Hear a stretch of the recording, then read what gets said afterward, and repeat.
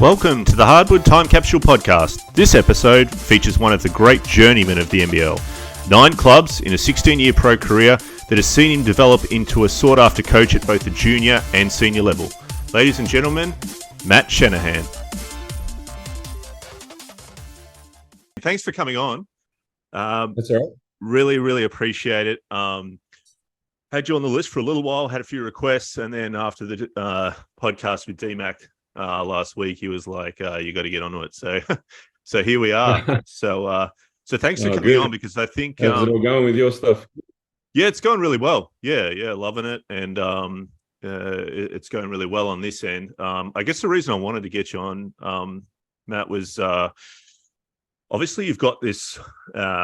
You're a bit of a journeyman when it came to the NBL, and so with that comes a whole heap of knowledge, a whole heap of experiencing under different coaches, playing pro level at a very young age, learning different offenses, different defenses, playing against different ones, getting different perspectives, what it's like to live away from home, all these different sort of experiences, which, to be honest, if you could bag that up and give that to an under 14 and under 16 and under 18 now, would be invaluable, which is why there are a lot of the lucky kids down here in Victoria that are, and it's great that you're giving back in that regard. Yep. But we'll go through that soon. And I guess the theme for this podcast wants to be, playing at so many different clubs. Is it a blessing or is it a curse? And that's what we'll sort of go through the pros and cons of that as we go. But I guess a lot of the listeners are already aware of where you've played and who you played for and that sort of thing. In fact, we had the most questions we've had for any guest come through for yourself. So we'll get to those as we go. I guess to let everyone know on what they may not know is where did you play juniors, and who got you into basketball and that side of things? Yeah, good question. I'm an only child, only parent, so I was brought up with my mother, and my mother worked with Barry Barnes, the Australian Boomers coach, and my mother always tried to get me away from playing football. Yeah. So she's trying to do anything she can to get me away from Aussie rules football. So Barry invited us down to a NBL game back in the early 80s at Nuttawading Stadium, and from that time when we went to our first NBL game, I knew that's what I wanted to do. So Barry got me introduced to the game. Do you remember who played in that game? The teams? I think it was Nuttawading and the Canberra Cannons. So that was a pretty big game back then. Canberra Cannons were, they were the signature team of that era, and massive game. Sold out Nuttawading Stadium, which was huge, and the atmosphere was electric. And I always wanted to be a part of that. So from there, I went on and played domestically for Ringwood Hawks, a guy called John Walsh, who's still involved with representative basketball at Kilsyth, still to this day coaches on Friday nights, and got me involved, and then played my representative basketball at Nuttawading. Yep. Okay. All through your juniors, stayed at one club? All through my juniors until I was under 18s, where I got lucky enough to get chosen to go to the AIS. Yeah. So going back to that part where you were about to go into the AIS, had you also been training or actually playing with Southeast Melbourne? Yeah, well, that's a funny story itself. Like, we were good friends with Darren Lucas, and Brian needed a training player, and I was 16 years old at the time, and get a call from Darren saying, "You want to come down and train with the Magic?" And absolutely. So I didn't attend a lot of school in year 10, but spent a lot of time with the Magic program. And Brian was the coach then, and was lucky enough to get involved in their 12 and warmed up, which was, for a 16-year-old wanting to be in the NBL, I was happy to warm up at NBL games with sellout crowds at the tennis center and Tigers Magic games and things like that. And then Darren Perry snapped his Achilles in the grand final series, and that slotted me into the 10. Yeah, right. And I came away with a championship ring in my hand, probably the most. Yeah. I say that now, but I was a part of it. I attended training, but lucky enough to be sporting a championship ring at year 10 in high school. Yeah, well, you put yourself in the right places, you take your opportunities. That's a great story. I don't think many would know that at all. And then have a championship. School and basketball got hard, to balance both, and the institute sort of fit in there nicely. And just left the Magic, and Brian didn't want me to leave. And we we make the decisions what's best, what we think's best at the time. And Brian, I'm sure, would have developed me just as much as I got developed at the AIS. But Yeah. yeah, So who was your recruiting coach at the AIS? Sorry? Who was your recruiting coach at the AIS? Gordy McLeod was the coach then at the AIS. So yeah, and year after that, and then got recruited to the Giants. Yeah. Okay. And with this, what we're going to do is we'll take a snapshot. In fact, we'll play the same game we play with Christy Harrower, and go through just the teams you played for in your professional career. And what we'll get you to do is test the memory bank and name the head coach or coaches that you had at those clubs and a couple of players that played for them. So when you come back, or not come back, you get recruited by the North Melbourne Giants, and you jump into that 1994 team and win a championship. You must be thinking it's pretty easy, this NBL game. Good. Yeah. Get the championship ring in my second year, and life's good. I'm not playing a lot, but I'm playing behind arguably the guy you spoke to last week, the best point guard ever to play the game, and perfecting my craft in the meantime. But yeah, very lucky to be playing with guys like D-Mac, Pat Reedy, Larry Senstock, Daryl Pierce. To this day, very good friends and very good memories. Yeah, fantastic. Can you talk us sort of, before we move on to the next team you played with, because I don't want to rush through this, is through 94 to 98, was there a linear rise in court time and opportunities until you got to that final season? Gradually, it was hard work. But yeah, gradually, I was always part of a good team. The 95 year, the next year, we made the grand final and arguably should have won it. We win game 1 in Perth by 30, and then we're up by 12. I'll never forget it. We're up by 12 at the Glass House in game 2 against Perth, and streamers are ready for. I'm looking up and there's balloons ready to drop, and we drop that game and then go back to Perth and get smacked by 30. So could have had three rings on my finger within 3 years, but wasn't to be. But to answer your question, gradually, had to be patient. A lot of frustrating times, but I was a late developer, a late maturer to the game, and I was coming from the AIS where I was a 2-man. So Brett Brown gets me to North Melbourne. We're going to turn you into a point guard, and I'm playing against the best point guard in the country or ever come into the country.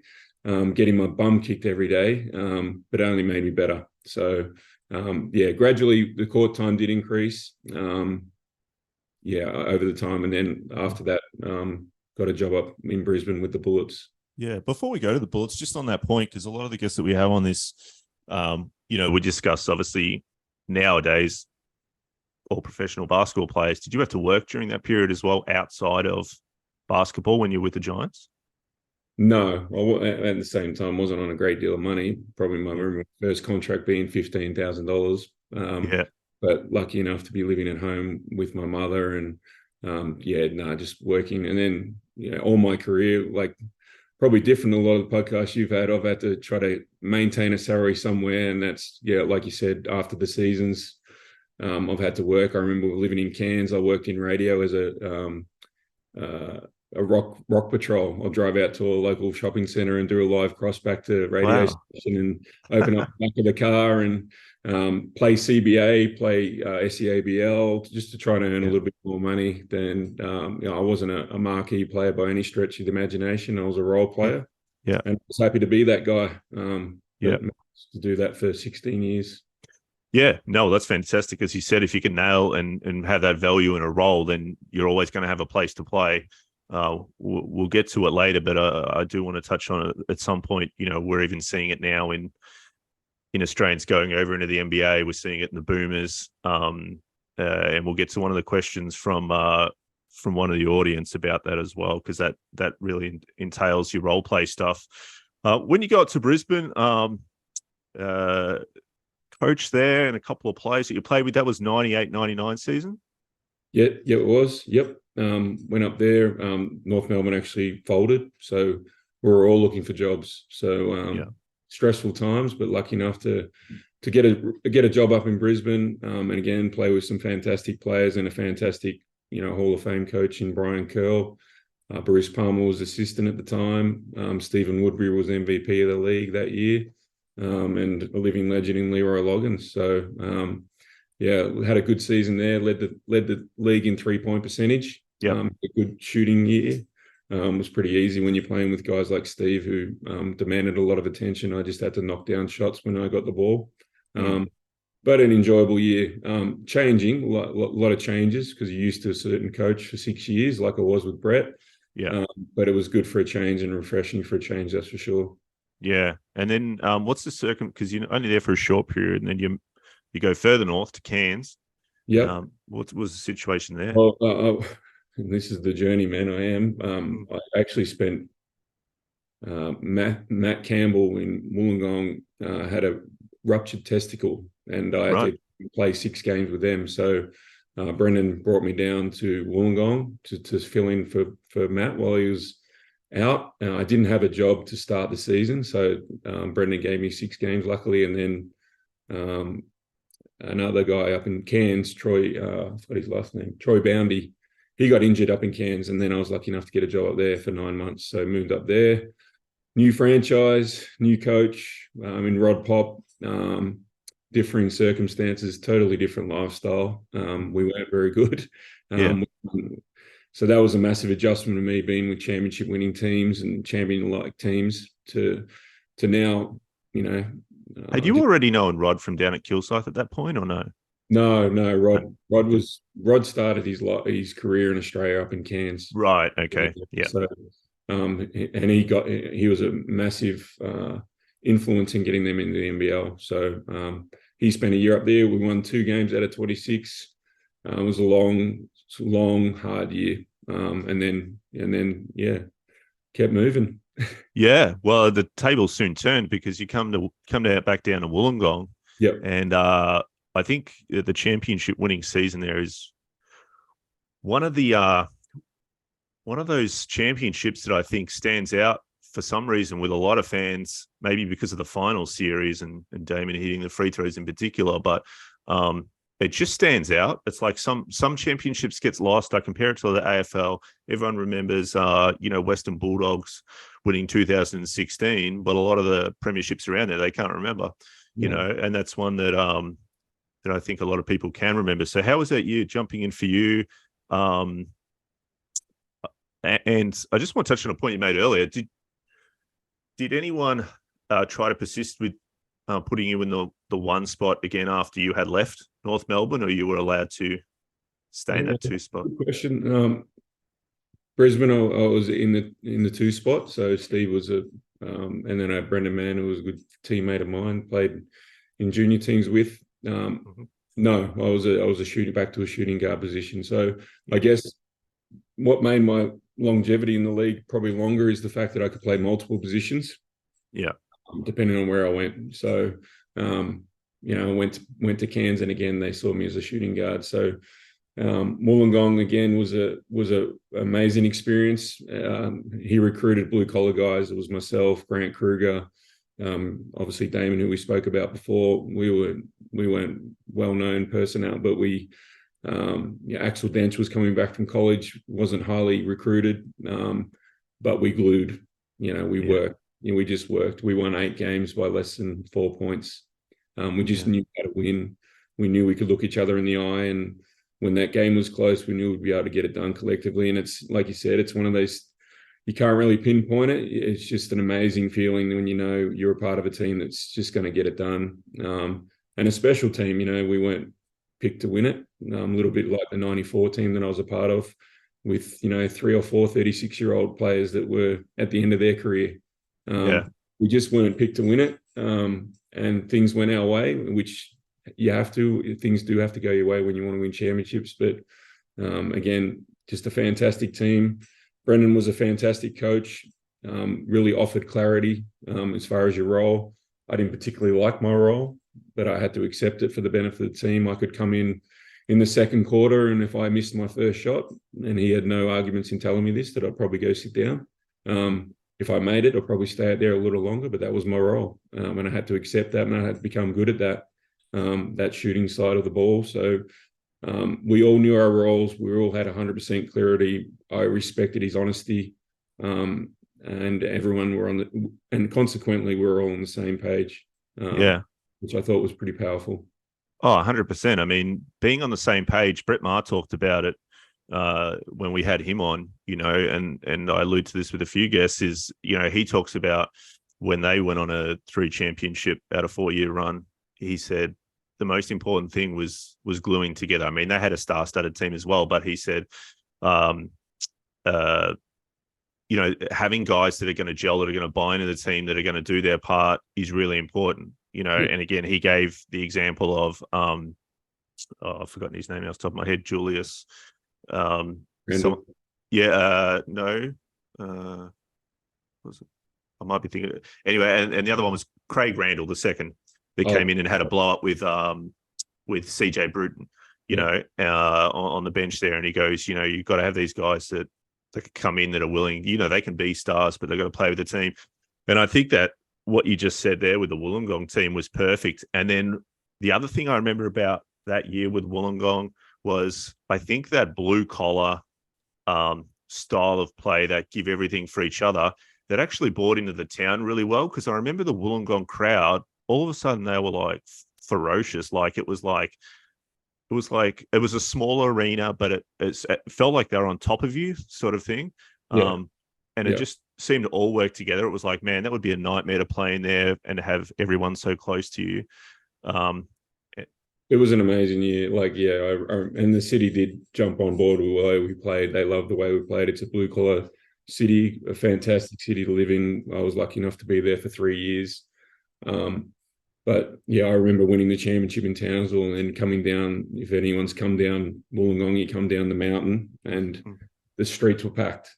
Streets were packed with us, and we're heading all the way back to the entertainment centre where there was, 7,000-8,000 people there waiting for us. I mean, it was just crazy. It was mad. And some really, really, really fantastic memories and lifetime friends. I remember, last year we had our 20-year reunion, which was great. Yeah, awesome. That's fantastic. Yeah, it's one of those things. If you could find, I know you said you couldn't put your finger on it, and I think that's something that if you could really bottle what that recipe is, and then it's a recipe of, like you said, people willing to bite their egos for the benefit of the team. And you can have, I've played with them, some great players, but they're just dicks. Yeah. That player, Julius Hodges, was the player. Julius Hodges, that's the one I know when you talk about that. And that's like, you don't want to be around them off the court. You don't want to hang around them. The Giants team, the Wollongong team, we would, as a Giants team, we would play together and we would party together, and we partied pretty hard, but we played hard.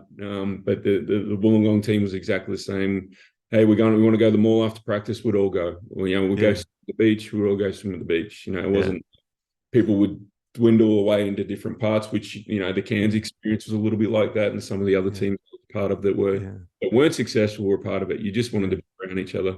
Yeah. Well, there's a lesson for the coaches listening, is to try and harness that, because Matt's talked about it, but obviously Andrew Bogut talks about how his time was over with the Golden State Warriors. And he says the same thing. He says in the NBA, as most people would know, it's like a job, finish training, all go your separate ways. You're not hanging out. You got your own posse and stuff. He goes, with that, it was really different.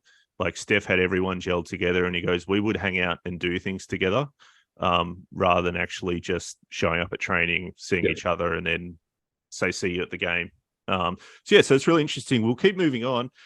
Canberra Cannons is your next destination. And I think it probably sounds a lot of us that a lot of us that are sort of over 30 or over 40, that the Cannons aren't in the league any longer, because we remember some pretty good memories of the Canberra Cannons team. But the way the league's going, who knows? Maybe one day we'll have it back in. I guess there's a backstory to that. I mean, we won our championship in 2001, Wollongong, and then we started the next season where I was contracted again.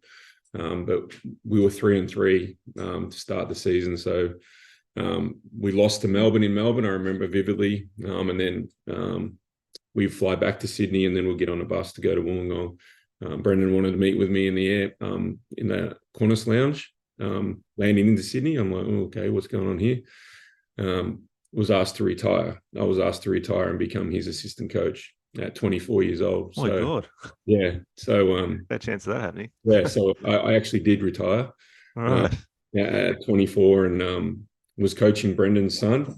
In the meantime, we had a run in the time. So for about 6-7 weeks, I just had my firstborn baby. My career was over at 24, which was hard for me to do. You know, I'm seeing guys that are my age in Glenn Seville and Matt Campbell still playing, and I felt I had a lot more to offer. Oh, 100%. Yeah. But had to suck it up. I was literally going into the office for 7 weeks. This is the old play record. I'm breaking down every player on the opposition team we're playing that week. So it was a massive adjustment. We had a run in, Brendan and I, pretty ugly run in.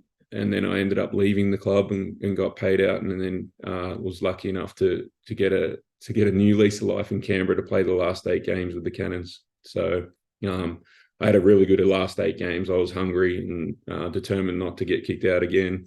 Yeah. I think I averaged something like 19, 20 points a game. The Cannons folding as well. So which led on to my next position after the Cannons 8 games with the Cannons with the Hunter Pirates. Where the same the ownership was taken over by people in Newcastle. Yeah, 100%. Now, during that period where you were in, let's call it retirement, are you still doing individual workouts? Are you still, because Lucas Walker talked about the importance of staying ready. Had you thrown it in completely, or were you still like, maybe there's a chance? Yeah, I don't know. I was kind of mixed. If I look back, I was staying ready. I was doing my own stuff in my own time. But with a newborn son, I had to be, if I was going to be an assistant, I wanted to be really good at it. I don't know whether the stars just aligned, but after an ugly ending with Brendan, was really lucky to have a second chance, I guess, at Canberra, and I wanted to grab that with both hands. Yeah. And then we obviously move on to the Hunter Pirates, which were sort of reincarnation of Newcastle Falcons. Yep. Do you step into a starting position there? I just want to double check. I was captain and the starter. Right. Okay. Yeah. I thought so. Yeah. Because you had some a pretty decent stat line for those that'll go back and look at that. And then you do they fold the year that they 2004 another 2 years. So Bruce Palmer was the coach at the time. Right. A young boy by the name of Ben Simmons was floor sweeping. David Simmons was the assistant coach. Bruce got fired halfway through the year, and Dave became the head coach. And then from that year, I had a good year, as you said. One of probably my best year in the league. But again, new franchise. We went through our struggles. We had, Kevin Brooks, who was from Adelaide, played with Brett, come across, and sort of some blue collar guys. And it was a good year. We had a good time. We had good players, but we just weren't competitive enough. And it was turbulent. We weren't getting paid, on time. The ownership was very, very shady. It was just a different time. The owner to this day, I think, has gone missing. No one knows where he is. So just a shady time. But they went on for another 2 years, the Hunter Pirates, and you went over to Perth. I went over to Perth. Yeah. So just on that, I just want to sort of acknowledge that and thank for sharing, because obviously it's normal for you. Well, not normal, but you've lived the experience of the unpredictability of staying in a town for longer than a season or two.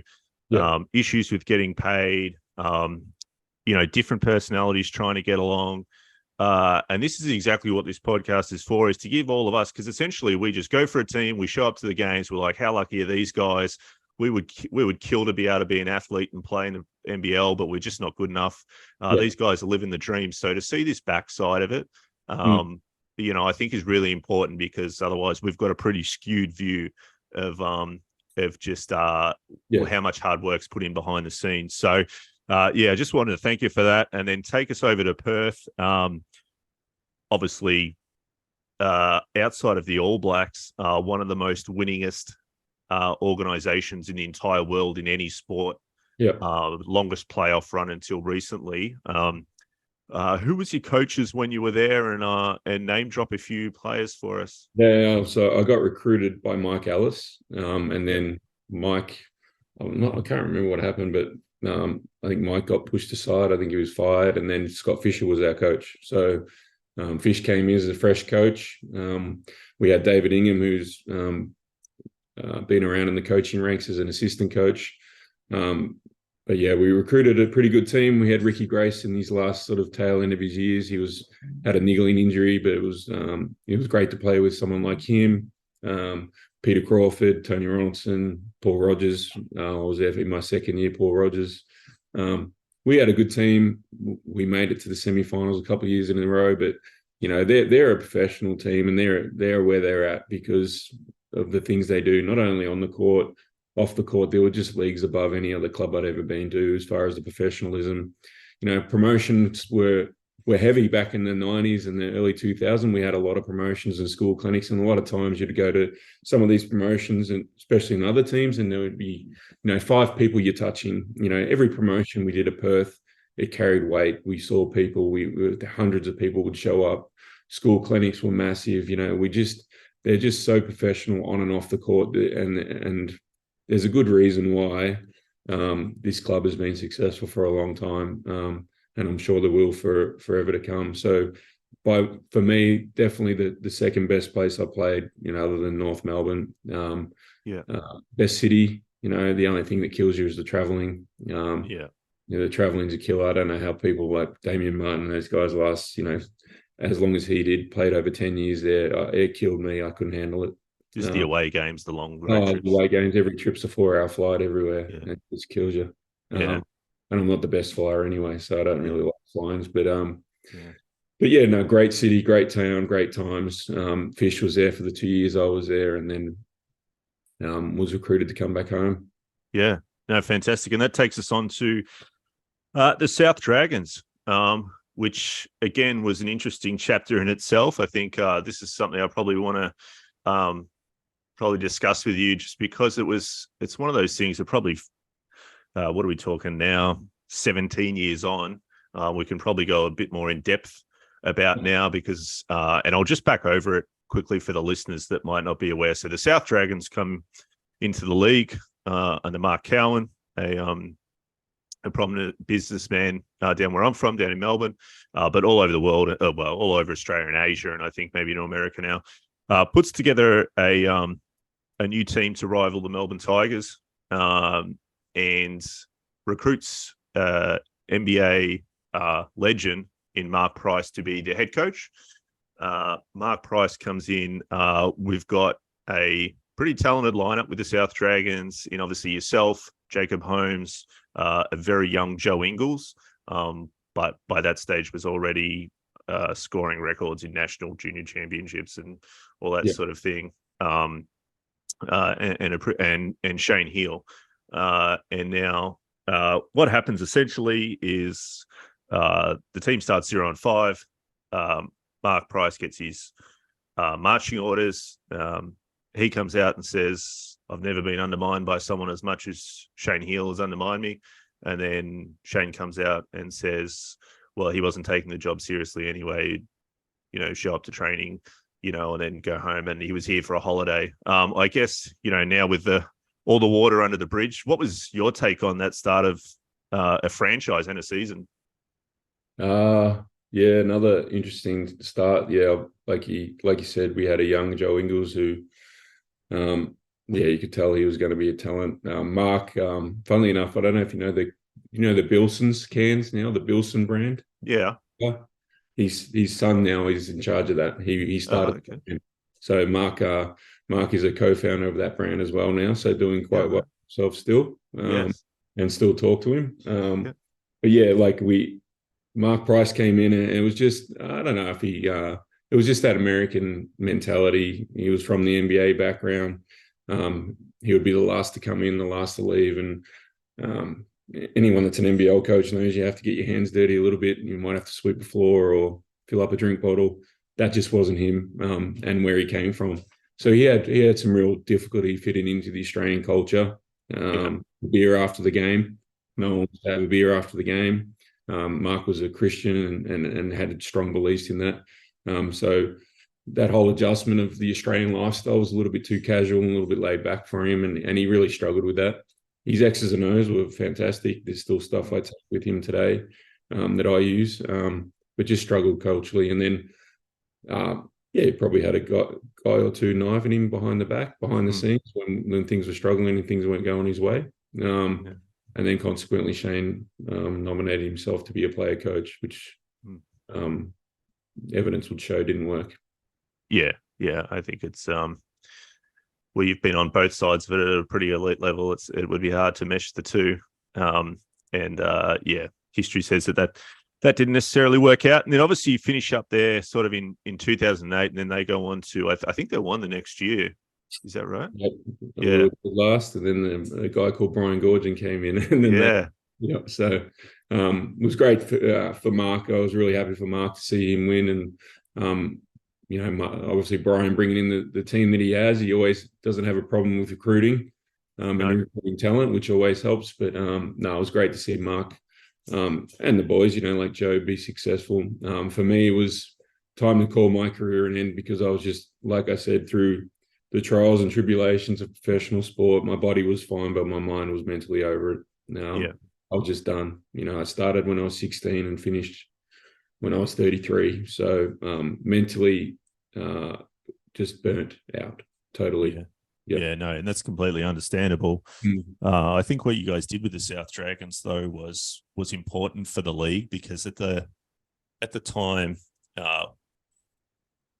it needed a bit of a lift, and being a Tigers supporter, you guys were fantastic rivals, because not only would you be a good team, but things could get ugly on the court. It was pretty feisty rivalry, which is what you need in rivalries. Obviously, we don't condone, no violence or anything like that, but just playing hard, and that's what we needed. And that's what, all the good teams, have had over the journey. Perth Wildcats, again, symbolic of that. Not everyone.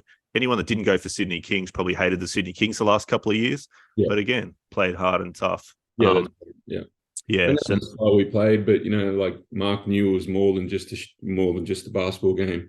It needed to be entertainment. Yeah. So the entertainment was definitely there for our fans, and in a short space of time, what he did and the people he brought in and what he generated was amazing. Yeah, no, that's fantastic. And I'm gonna outmark a little bit here. So when I was 16, I would referee Mark Cowan in E-grade men's basketball at night at Waverley Stadium. So he might have got better since then. I'm not sure. But I remember seeing, I was like, that's the guy that I referee on the weeknights. He was just giving back to basketball. And then I think his son was only like maybe my age, 15, 16, something like that. Yeah. So obviously gone on. That's the guy that owns Bilston's now. Well, there you go. Yeah. He's done a bit better than myself. Nice work. Now, I guess, I want to push on to coaching, because you've done a lot already in coaching. In fact, you had some of your, let's call them students, for lack of a better word, make the Australian Crocs only a couple of nights ago. Yep. So that's fantastic. There's players that you coached for Vic Metro and things like that. But just to sort of merge the two together, having had that taste of assistant coaching with Wollongong, had that planted a seed that, because basketball was sort of not all you knew, but a lot of what you knew, was it going to be a career in basketball after playing? Had you already decided that? Yeah, good question. I think I'd always had a strong mind for the game, and I had to, being a role player. And I get genuinely frustrated when superstars consistently get head coaching roles, because you're a superstar. You become pretty selfish as a superstar. As a role player, you have to start thinking about others, and I had to from a playing perspective. But I always had a good mind for the game. I always had to think the game, and wasn't overly athletic. So I always thought the game, and which is why Brendan ultimately at 24 wanted me to be his assistant coach, because he saw that in me. But I was coaching then as well. So from 2000, I was playing in the NBL with Wollongong and coaching Brendan's son, Daniel. Guys like Tyson Demos, who played in the NBL a little bit. Yep. We were playing in Canberra and playing against Paddy Mills. I remember. So, but I've always had a strong passion for coaching at a high level. I've coached at every level, coach men, coach women. In a junior level, I've won an under-14 national championship on the girls' side.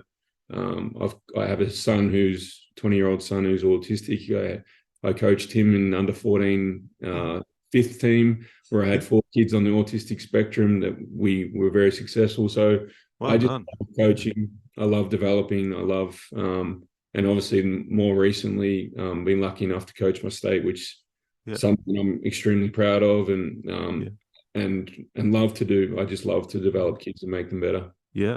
No, that's awesome. And I think that's what we need. We need you guys giving back, especially the ones that, like D-Mac said, had a thinking mind like yourself, not just wanted to know what your role was in the offense or the defense, was where's everyone else going to be. He talked about that in terms of being a great passer, is knowing where every player was going to be, not just what they had to do in a team. And on that note, where are you coaching at the moment? Is it Diamond Valley? Yeah, I'm director of coaching in Diamond Valley. Yep. But I just do my own some academy stuff on my own where I coach small groups.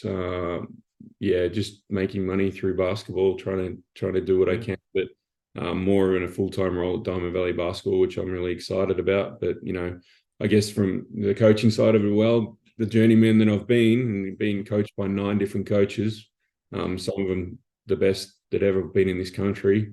I've seen the good and the bad, and I've learned a lot from it. So I think that's put me in good stead to be the coach I am today. Yeah, 100%. So on that note, I'll put some links in the show notes, but definitely if there's any coach, especially in Victoria, to be able to pick Matt's brain about that sort of stuff. I've seen sort of occasionally on the Diamond Valley page, there might be a coaching clinic, something like that. Definitely follow Diamond Valley Eagles on the Instagram and that sort of stuff. Now we'll go into, I guess, the most recent situation where you're coaching Vic Metro under 18s. Yep. A very talented team, it must be said. And I guess just from a coaching side of things, just to let, again, those of us know that are purely fans, what's involved in a Nationals week. And I'll give you some context. So obviously we see games, we assume you do recovery.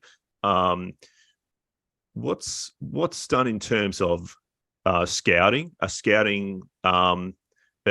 Pre-game with players one-on-one, or do you do it as a team? When you have situations where you probably, without putting words in your mouth, were preparing pretty hard to play a Queensland team in a gold medal match, which didn't eventuate, much to the sadness of most of us that were hoping to see you guys up against Rocco and Roman, and then playing Vic Country. So, what goes on behind the scenes in terms of a national championships? Yeah, a lot of preparation leading into the week.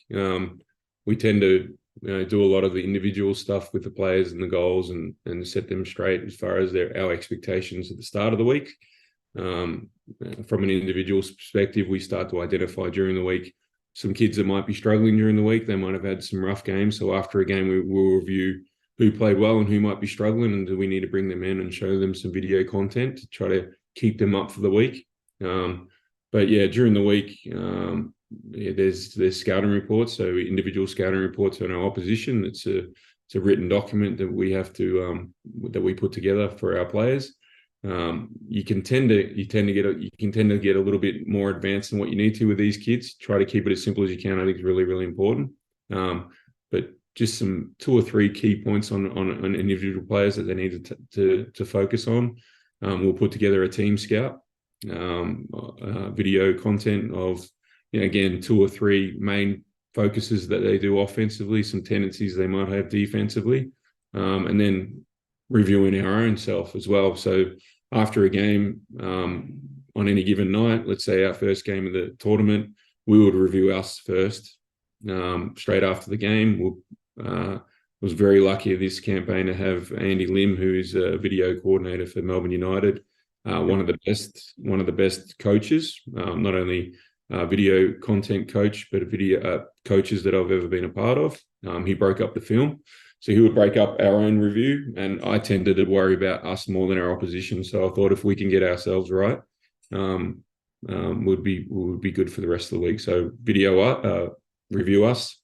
They'd go to bed. We'll wake up in the morning, then we'll start to focus on the new team. So that would involve 2:30 in the morning we're up reviewing our opposition, so we're ready for these guys to wake up in the morning with the new review of the new team we'll be playing the next day, and then it's really rinse and repeat for the whole week. It's just it's a fun week, but it's a long week, and it's an exhausting week, and then you're dealing with the emotions of teenage boys. You know, some of them, expectations coming from their families, expectations coming from themselves, and then you know, again, some I spoke about before, keeping them very clear with their roles and responsibilities, and them understanding that and them accepting that, which this group did a fantastic job of. They accepted their roles for the benefit of each other, and they all walked away with a gold medal around their neck. Yeah, no, that's a great insight, because well, most of us won't have been there, and I was lucky enough to go to an All-Australian camp years ago when Mitch Creek was coming through the ranks. And speaking to the state coaches there, I've never been one myself, but they they said how exhausting, like you can be up all night reviewing and getting things right while the players sleep. I know we did have a question from a Jerome who was asking around the national stuff. What's acceptable and what's not in terms of he's basically asking if there's scouts there, whether it's for the Center of Excellence, whether it's college scouts. How do you I guess look after your players without them getting not harassed but bothered, or focus taken off what the job is at hand, with people or player agents wanting to recruit them if they think they can be a star in the future? How do you go with that? We didn't really have that problem. Our high performance manager, you know, boys here, Darren Best, sort of handled those type of inquiries that happen. Never encountered any kind of running like that throughout the tournament, which was good. The other thing you can't control is the social media messages that they get from scouts and things like that happen throughout the week. So, you know, that's hard to control, but that's these kids' life, something that's kind of what I didn't have when I was playing, but these guys have to deal with, these kids deal with. But I created that kind of relationship with these boys where they felt like they could come to me about anything. So that's awesome. And I felt you'd be surprised some of the stuff they did come to me with, but they could come to me with those type of things, and we tended to that situation as quickly as we could. And I think that's important in any team these days, is to have a coach that's not only the X and O's, but a mentor as well, because these kids are dealing with, and at the end of the day, they're still kids at that age. You know, no matter what people say, they'll call them young adults. But I mean, you only have to go on a few different, whether it's baseline hoops or Credo, Oceania, or whatever it is. And these kids, highlights, they're expected to be the star every game. And if they're not, they're getting roasted online. And so for you to get... I was pleading with that guy from Baseline Hoops before the tournament. He virtually gave my whole scouting report on my group. Yeah. There's a highlight tape on every one of my players throughout each week. Mate, can you please just chill? Yeah. Till after nationals, you can do what you want with them, but the pressure on them is and handling the egos of these kids is really, you know, they get this stuff and they see it, and we talked about it, and a lot of the times we'd make fun of it. That might be a good way of dealing with it. Yeah, so we'd make fun. Oh, you're on there again, Ryder. What are you doing? Like, it would just make and then to the point where it almost got embarrassing for him that he was on it. So okay, cool. Yeah, well, that's probably a good way of dealing with it. Yeah, that's what we found. You know, because it can be a bit could be a bit overwhelming. In terms of mentors for yourself, obviously, you know, well versed, well experienced, you know, can run any show you need to when it comes to coaching and those sort of things. Do you still bounce stuff off? Might not be a mentor anymore. It might just be sharing information with like a group of coaches you still keep in contact with, or players. What do you do to better yourself? Yeah, absolutely. To answer your question, mentor of mine still is to this day is Joey Wright. I didn't play for him.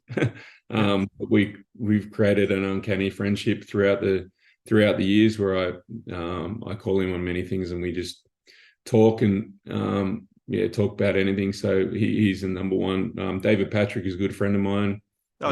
Grew up playing state teams together. Now the coach of Sacramento State. Boomer's assistant, who I caught up with a few weeks ago. Yeah, there's a lot of people that I think if you think you know everything, you're going to fall on the wayside. So I'm always trying to upskill myself. Personal development is really hard to find as a coach, and you got to really outsource it. So for me, it's about I attended 4 or 5 different NBL one trainings just to see what teams do. Phoenix trainings, Melbourne United trainings, got in the Boomers training. Like my friend, like get Dave Patrick to send me his training tapes, and just paying, other things like, just paying for coaching courses that happen in the US, just doing stuff online, trying to just keep myself attuned to the game and up, because it's all forever changing. Yeah. And you got to stay on top of it. That's for sure.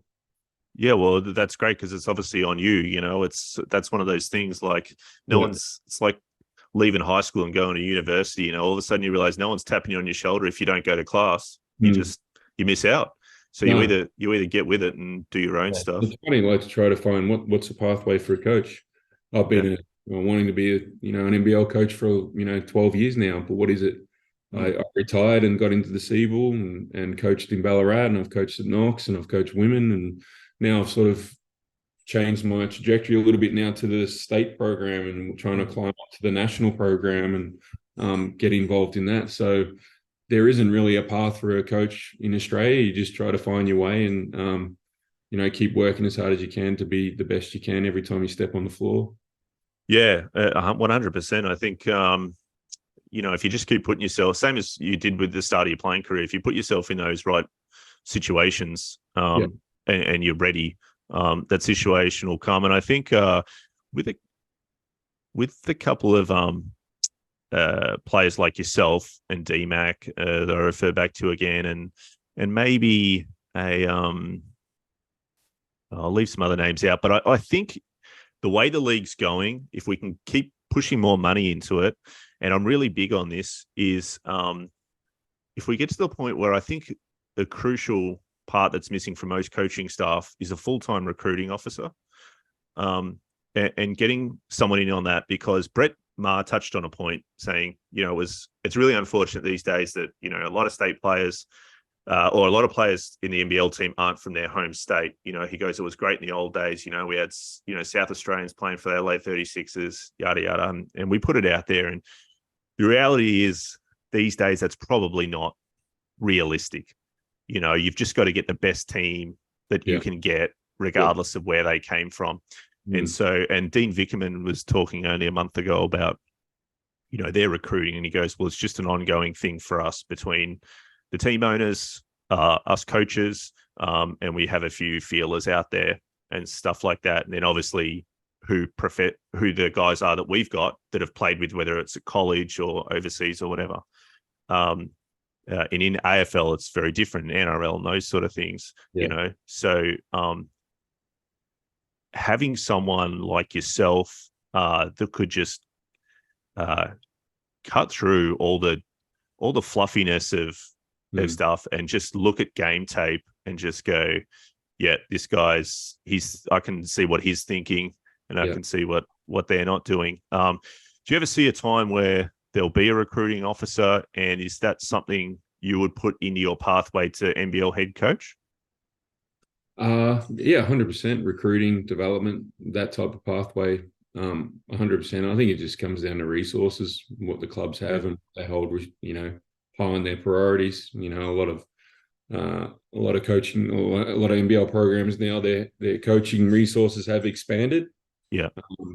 But it's just a matter of what they hold and prioritize and what they want. The increasing demands of video content is, now coaches can review video at halftime. They're trying to up the skills in that sort of aspect of things. And then I guess it's up to the head coach and the assistants to stay in tune about recruiting and who's up and coming and who wants to go where.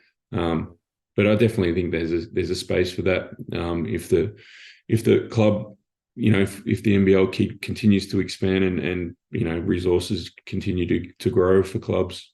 Yeah, that's great, because I think that's where we sort of need to go in terms of the NBA and those sort of things, having access to multiple. Again, that's a whole nother beast. But I'll sort of jump across to one of our other questions like this, and I want to pre-frame this, right? Because this is cross-generational, this question, because some people think it's valid. You being a bit humble will probably think it's a ridiculous question. It comes from DS, don't know the exact name, but on Instagram. Yeah. Did you ever think you could compete at the NBA level during your career? No way. Yeah.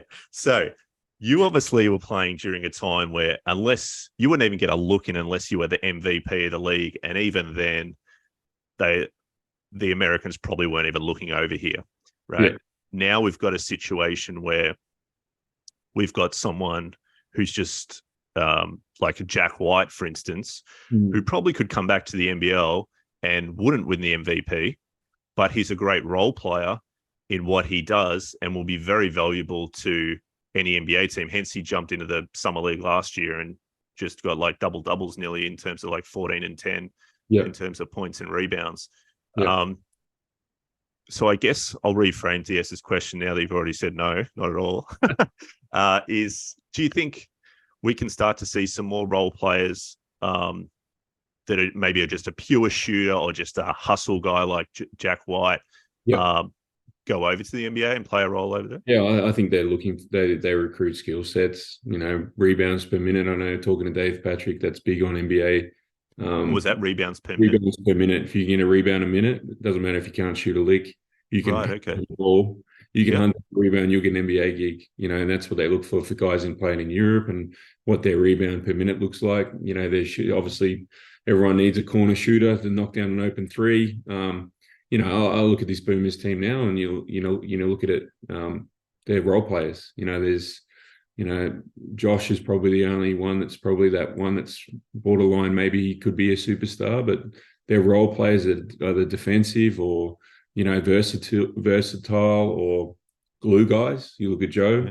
Joe's a good shooter, great guy to have around a young team like he's going to Orlando. So. And then I look back too, when I was playing in the NBL, guys like Sam McKinnon, Simon Dwight, those guys could have played in the NBA. Why D-Mac, you look at some of these guys playing in the NBA now, you're like, well, why has it changed? How is it so it's accessible now? It's there. It's very, it's not very easy, but it's gettable. It's gettable. It's an interesting landscape, but I think there'll be more and more kids. And this is what we talk about with my state team as well. I'm not recruiting the best team. I'm recruiting the best all-round team based on your skill set. I need someone that's going to knock down an open three. I need someone that's going to run a team. I need someone that's going to rebound. Someone that's going to be a physical presence. I need a good mix of kids, not necessarily the best kids in Victoria, but I need to find the right kids to fit into a team that's going to win a gold medal. Yeah, I'll throw in a question here. That's an interesting point you make. I'll throw in a question here for our rep coaches that are listening that follow us. I guess at what point does coaching the kids from an all-round skill set, like obviously even if you've got a giant in under 12s, you're probably not going to teach them just post moves. You're going to say, hey, let's teach you how to dribble a ball, how to shoot a ball. At what point, or what level maybe even, do you start to deviate into roles, I guess? I think all through their juniors, they should be exposed to different positions. They should be exposed to different offensive structures. They shouldn't be limited. But I've got a kid I spoke to on my state team that's an elite shooter, but he's worried about other things he doesn't do. Hang on a second, do this really well. Yeah. Get really, really good at it. And they tend to forget what they're good at and start to worry about what they're not.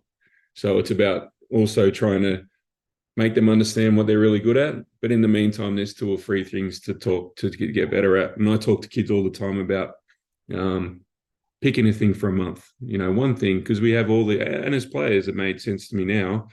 As players, we had so many things going on in our head that we need to get better at. I need to get better at strength and lateral quickness. I need to get better at my, ball handling. I need to get better at my shooting, whatever it is. But pick one thing for a month and get really, really good at it. And then tick the box and then move on to the next one. Yeah. And then it just gives you clarity, gives you something to wake up for. Yeah. And don't have a million things going on in your mind that you need to get better at. And if you can provide that clarity for your players to say, hey, really hone in on this for a month. and then come back and let's talk again, and we can move on to the next one. I Yeah. have 3 daughters myself that are, wanting to make higher levels. My daughter was lucky enough to play in the under-16 state team last year. We talked about, exactly that, and we still talk about it now, what she needs to get better at, and giving her goals for months, 1 month at a time. Yeah. Well, thanks for sharing that. I think the key word there was clarity. Someone like yourself there that can see the big picture and break things down and go, all right, well, let's just use the KISS symbol, for instance, and let's just focus on this for the time being, rather than trying to be everything. So that's some good knowledge for. The last thing I'd say is also, be very careful of telling your kids don't. Right. I have daughters, and telling someone that they don't do something. If they're throwing the ball away, understand why they're throwing the ball away. Are they off balance? It's like, don't throw the ball away, or don't shoot that ball, because you're hampering your kid's development. And a former teammate of mine came and talked to my representative program that I was formerly at, and he spoke about David Stiff. He's a sports psych now. He talked about video games. Kids play video games for a reason, but video games are based on failing. You fail. You fail a lot, but there's no one looking around judging you. There's no one looking around telling you don't, but they keep coming back, try to get to the next level. And that's what you need, and that's development. That's a good coach. Hey, that was good. Try that, but do this time. Try that next time. Trying to get them to the next level, not telling them no or telling them don't. And that's a lot. It happens a lot. Whether we consciously know it as coaches or not, we just hamper these kids' development, and they stop. Particularly female basketballers, they stop. Right. They don't want to play outside their comfort zones anymore because someone's telling them not to do it. Want to increase their development. The video game for me was the one that, you're right. These kids want to get to another level when they play a video game. They want to get to the next level. No one's there judging them, but they keep coming back. Yeah, that is interesting. Yeah, very interesting there. Yeah. Well, that's something that a lot of the coaches can take away from this. And I think, it sort of alludes to something D-Mac said as well, where he goes, when it comes to trying to have so much control as a coach, he said it's not done enough here in Australia. He said it happens everywhere in America. He goes, we just play pickup. He's like, people have just got to play, he's like, there's a time for skill development, but then he's like, just play hoops. Yeah. It's structured now. Everything's structured. Aussie hoops. There's the Auskick. It's all structured play. We had a cricket game out in the backyard. We used to mark where we kick. That doesn't happen anymore. It doesn't happen. Just going down the park and playing. Unfortunately, we're a little bit of a victim of our own environment. It's all organized now, but we used to just go down and play. Yeah, especially him and his background. Yeah, exactly. Yep. And I'm going to find it interesting because we're getting a lot more coaches on this podcast now, so it's going to be good to sort of get these philosophies on what we can, what we I guess see the future of coaching in. Because are we going to go down the more managerial side of things as staff grow bigger? Like you see it, whether it's NFL, NBA, EPL. When they've got bigger staff, more resources, recruiting officers, assistant coaches, they almost go from head coach to manager, sort of thing. And so we've actually got Adam Capon coming on after the World Champs, and so it's going to be interesting to get his take on. Well, are you actually almost coaching from an assistant coach point of view, actually more coaching than the actual head coach? Because it'll be interesting to find out how that merges. And obviously you would have conversations with David Patrick about this, because whilst there's so much to do now and the assistant coaches would contribute so much, and then the head coach manages it, at the end of the day, the head coach is going to be the one getting fired if it all doesn't work. So who makes the decisions and that sort of thing? I think Gorge went to the coaches clinic this week, and Gorge is smart enough to recognize what's around him as well. So, and that's biting an ego of a coach, isn't it? Like he's bought his own, he's kicked his ego aside, and he understands that Adam's part of an NBA environment where these guys are from. Matt Nielsen's from an NBA environment where these guys are from. It'd be silly for him to try to implement something that these guys don't understand. So I know firsthand that Matty and Capes both handle the offensive side of the ball. Gorge's always strengths has always been his defensive side. So a lot of the stuff they do offensively is everything that Adam and Matt have implemented, and he's embodied that trust into them to deliver it. Yeah, no, well, that's a really good insight for us all, because they're about to, at time of recording, they're playing in about 15 minutes. Yeah, right. So we'll go and watch them play against France, and and see how that'll be a really good challenge, actually. It will. I think the French are going to be tough, but the time this goes up, that'll all be done and dusted. I won't take up any more of your time. I'll mention, to be honest, most of the questions work because you look a lot younger than you are. You've probably been told this. Really? You've aged very well, and so a lot of people have said you must have played in the Waratah League, did you? I didn't mention that. There is another Matt Shanahan. I think he plays in the Warwick. I think he plays at Sutherland. So I don't know if someone gets... I don't know, but you got all these influx of, can you please come back and play NBL 1 in New South Wales? And I was like, I played in Coffs Harbour for a little bit. When I retired, I moved to Coffs Harbour. Right. So we won the championship there as a coach. I was a player coach, believe it or not. Oh, there you go. Maybe it does work. we won a Waratah championship there. So yeah. So is there any chance of a Lauren Jackson comeback, or no chance? No chance. That's done and dusted. Nearly 50, mate. Never happened. You don't look it, so you could get away with it.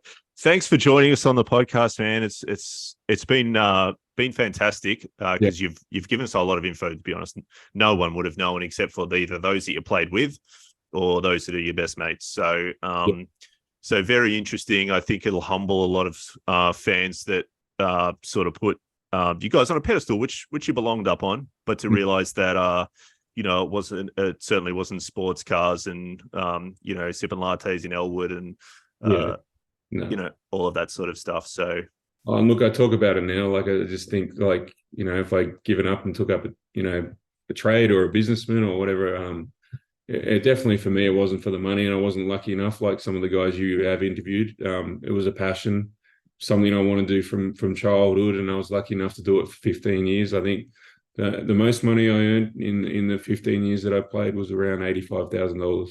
So there you go. Wow. It wasn't a great deal. It was, and that's being captain of an NBL team. Yeah, I was loving what I was doing, and then, like I said, I did make up that money somewhere else, whether playing Seabull somewhere or I did play everywhere. I played in SBL in Perth. I played in the Seabull in Queensland and here in Melbourne. But I loved what I did, and I wouldn't take it back for anything. Yeah, just before I let you go, did you ever think about going overseas to play? No, it just wasn't there for me. Like, out of the institute, I got a few offers to go to college. Yeah. That was kind of a little bit too far for me at the time. And I had a choice between Brisbane and North Melbourne when I came out of the institute, and $15,000, and it better stay home with mum. Yeah. No, that's awesome. Yeah. All right, man. Thanks again for coming on the podcast. We'll definitely try and touch back in a couple of years. You might be off head coaching somewhere in the NBL. There might be a Canberra Cannons team. That'd be good. Who knows? Thank you, Andrew. What you're doing is great. You commend you, and fantastic interviews you've done so far, and good luck with it all. Yeah, awesome. Thanks very much, mate. We'll chat again soon. All right. Thanks, mate. Take care, mate. Thanks for listening to this episode of the Hardwood Time Capsule podcast. Make sure to like and subscribe to get notifications of future episodes.